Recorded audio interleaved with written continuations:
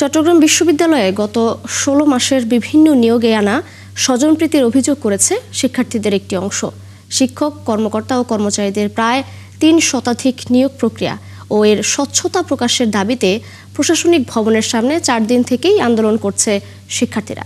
এদিকে অনিয়মের অভিযোগ তদন্ত শুরু করেছে দুর্নীতি দমন কমিশন। প্রাথমিক তথ্য উপাত্ত সংগ্রহের পর অভিযোগের সত্যতা পাওয়া যায়নি বলে জানিয়েছে তদন্ত কর্মকর্তা।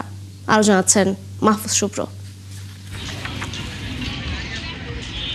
জুলাই আন্দোলনের পরে চট্টগ্রাম বিশ্ববিদ্যালয়ের নতুন প্রশাসনের অধীনে ১৬ মাসে নিয়োগ পেয়েছেন ৩২১ জন, যার মধ্যে শিক্ষক রয়েছেন ৭৮ জন, কর্মকর্তা ১৬ জন, তৃতীয় ও চতুর্থ শ্রেণীর কর্মচারী ২২৭ জন। তবে তৃতীয় ও চতুর্থ শ্রেণীর কর্মচারীদের প্রায় ৪০% অস্থায়ী ভিত্তিতে আগে থেকেই কর্মরত ছিলেন। অনিয়মের অভিযোগ ওঠায় নিয়োগ প্রক্রিয়া ও এর স্বচ্ছতা প্রকাশের দাবিতে প্রশাসনিক ভবনের সামনে আন্দোলন শুরু করে শিক্ষার্থীরা। দ্রুত নিয়োগকৃতদের তথ্য প্রকাশ না করা হলে আন্দোলনের হুঁশিয়ারি দেন তারা।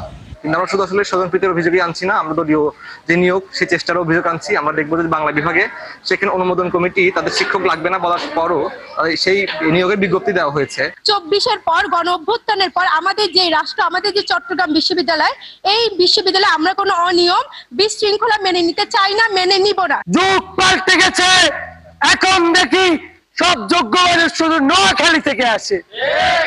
কেমন যোগ্যতার মধ্যে আমরা পড়লাম। বিষয়টি আমলে নিয়ে শিক্ষক, কর্মকর্তা ও কর্মচারী নিয়োগে অনিয়মের অভিযোগ তদন্তে কাজ শুরু করে দুদকের ৩ কর্মকর্তা। তারা উপাচার্যের কক্ষে তথ্য উপাত্ত নিয়েছেন।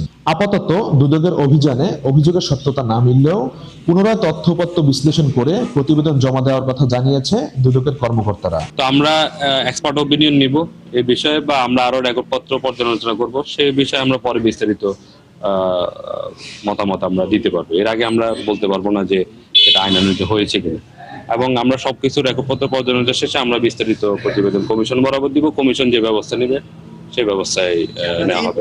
অভিযোগ অস্বীকার করে বিশ্ববিদ্যালয় প্রশাসন বলছে, নিয়মিত কার্যক্রম স্বাভাবিক রাখতে শূন্য পদে নিয়োগ দেওয়া হয়েছে। এর মধ্যে ৩০ থেকে ৪০% অস্থায়ী কর্মচারীদের স্থায়ী করা হয়েছে। প্রায় শতকরা ৩০% এবং চতুর্থ শ্রেণীর প্রায় শতকরা ৪০% লোক আগে থেকে নিয়োজিত ছিল।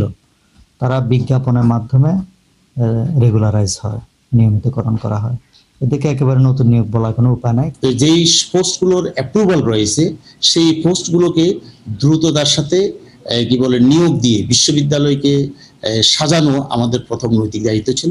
আমরা দায়িত্বে আসার পরবর্তীতে একাডেমিক কার্যক্রম যাতে কোনো রকমের বিঘ্ন না ঘটে, সেই ক্ষেত্রে আমরা এই নিয়োগগুলোর ব্যাপারে চেষ্টা করছি। এখনো অসংখ্য ডিপার্টমেন্ট রয়েছে যেখানে তাদের আন্ডার স্টাফ রয়েছে। দুদকের প্রাথমিক পর্যবেক্ষণ নিয়ে আন্দোলনরত শিক্ষার্থীরা জানান, এই পর্যবেক্ষণে অনেক সন্দেহ আছে।